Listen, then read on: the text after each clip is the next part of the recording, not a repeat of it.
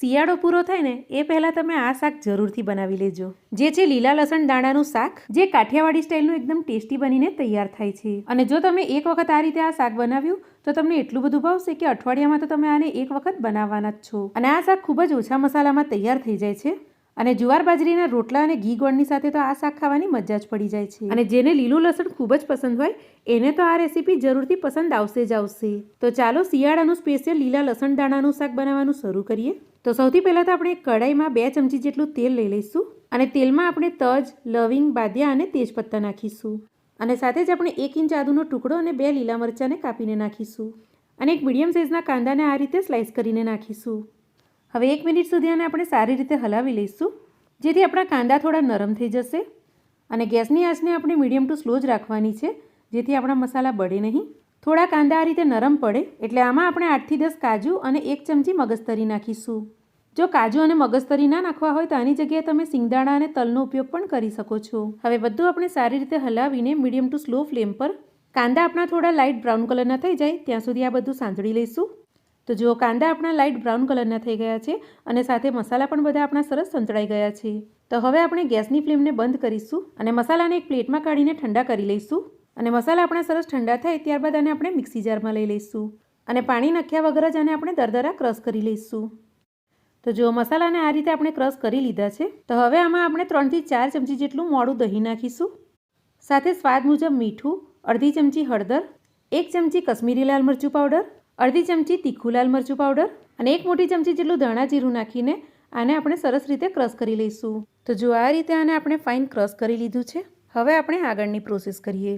તો એ જ કઢાઈમાં આપણે ફરીથી 3 થી 4 ચમચા તેલ લઈ લઈશું. કાઠિયાવાડી શાક બનાવીએ છીએ એટલા માટે તેલ થોડું આગળ પડતું હશે તો સારું લાગશે. અને જો તમારે ઓછા તેલનો ઉપયોગ કરવો હોય તો થોડું ઓછું તેલ નાખવું. તેલ હલકું ગરમ થાય એટલે 1 ચમચી જીરું અને અજમો નાખીને એને કકડાવી લઈશું. અને ત્યારબાદ 2 લસણના ઝીંડવાની કળીઓને છોલીને આમાં એડ કરી દઈશું. અને મીડિયમ ટુ સ્લો ફ્લેમ પર આને થોડીવાર માટે સાંતળી લઈશું. અને લસણની કળીઓ મીડિયમ નાની હોય એવી જ લેવી. જો લસણની કળીઓ થોડી મોટી હોય તો વચ્ચેથી કટ લગાવી દેવા. અને આ આપણે લીલા લસણ દાણાનું શાક બનાવીએ છીએ. તેમાં આ રીતે તેલમાં સાંતળેલી લસણની કળીઓનો ટેસ્ટ પણ ખૂબ જ સારો આવે છે. તો લસણ આપણું હલકું ગુલાબી સંતળાય ત્યારબાદ આમાં આપણે લીલા લસણનો જે આગળનો સફેદ ભાગ આવે છે એને અડધી વાટકી જેટલો ઝીણો સમારીને નાખીશું. અને આને આપણે 1 થી 2 મિનિટ માટે સારી રીતે સાંતળી લઈશું. તો લીલા લસણના સફેદ ભાગને સંતળાતા થોડી વાર લાગે છે, એટલા માટે આને લસણની કળીઓની સાથે જ પહેલેથી જ આ રીતે સાંતળી લેવું. તો બંને લસણ આપણા સરસ રીતે સંતળાઈ ગયા છે. તો હવે આમાં આપણે જે પેસ્ટ તૈયાર કરી હતી તે એડ કરી દઈશું. સાથે જ આપણે બાઉલમાં થોડું પાણી નાખીને હલાવીને નાખી દઈશું, જેથી બધી પેસ્ટ આપણી આવી જાય. અને સારી રીતે હલાવીને 2 થી 3 મિનિટ માટે આને સારી રીતે સાંતળી લઈશું. તો આપણે જે આ પેસ્ટ બનાવીને તૈયાર કરી હતી એમાં જે પણ આપણે મસાલા નાખ્યા હતા તે પહેલેથી જ તેલમાં સાંતળીને ત્યારબાદ જ એની પેસ્ટ બનાવી હતી. તો એટલા માટે હવે આ મસાલાને આપણે વધુ સાંતળવાનો નથી. બસ તેલ છૂટું પડે ત્યાં સુધી આને મીડિયમ ટુ સ્લો ફ્લેમ પર થોડીવાર માટે સાંતળી લઈશું. તો જો 2 જ મિનિટ મેં આ મસાલાને સાંતળ્યો છે અને સરસ આમાંથી તેલ છૂટું પડી ગયું છે. તો એક વખત આને સારી રીતે આપણે હલાવી લઈશું. અને તમે જોઈ શકો છો કે ગ્રેવી પણ આપણી સરસ લચકાદાર બની છે અને બધા જ મસાલા આપણા સરસ શેકાઈ પણ ગયા છે. તો હવે આમાં આપણે અડધી વાટકી જેટલા તુવેરના દાણા નાખીશું. અને તુવેરના દાણાને પહેલેથી જ મેં પાણીમાં હળદર અને મીઠું નાખીને 90% જેવા કૂક કરી લીધા છે. અને તપેલીમાં છૂટા પાણીમાં જ આ તુવેરના દાણાને મેં બોઇલ કર્યા છે.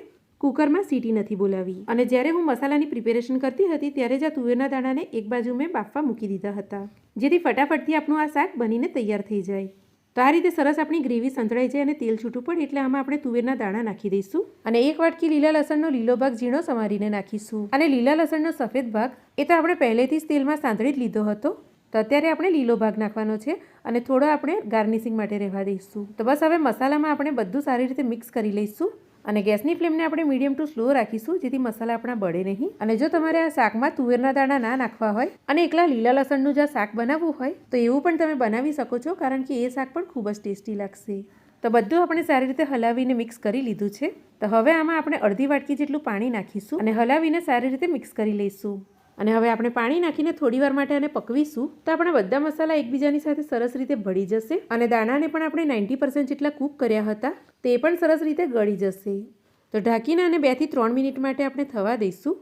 અને 2 થી 3 મિનિટ બાદ તમે ખોલીને જોશો તો ઉપર સરસ તરી આવી જશે. તો એક વખત આને આપણે હલાવી લઈશું. અને અત્યારે આની ગ્રેવી વધારે ઘટ્ટ નથી બની, તો આને આપણે લચકા પડતું થાય એવું થવા દેવાનું છે. તો અત્યારે આપણે 1 ચમચી જેટલો ગરમ મસાલો નાખીશું અને શાકમાં હલાવીને આને મિક્સ કરી લઈશું.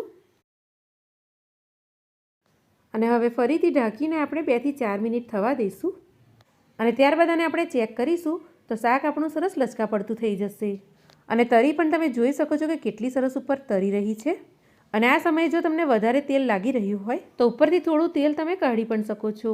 તો સરસ મજાનું લચકા પડતું આપણું શાક તૈયાર થઈ ગયું છે. તો હવે છેલ્લે આપણે લીલું લસણ અને લીલા ધાણા નાખીને હલાવીને મિક્સ કરી લઈશું અને ગેસની ફ્લેમને બંધ કરી ગરમા ગરમ શાકને આપણે સર્વ કરીશું.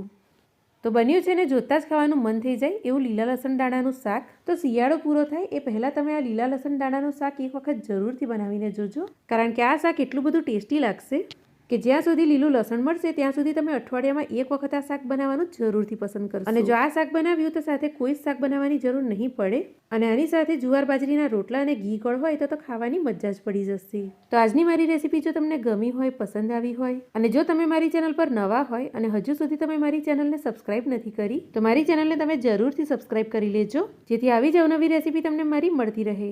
તો ચાલો મળીશું એક નવી રેસીપીની સાથે. ત્યાં સુધી આવજો.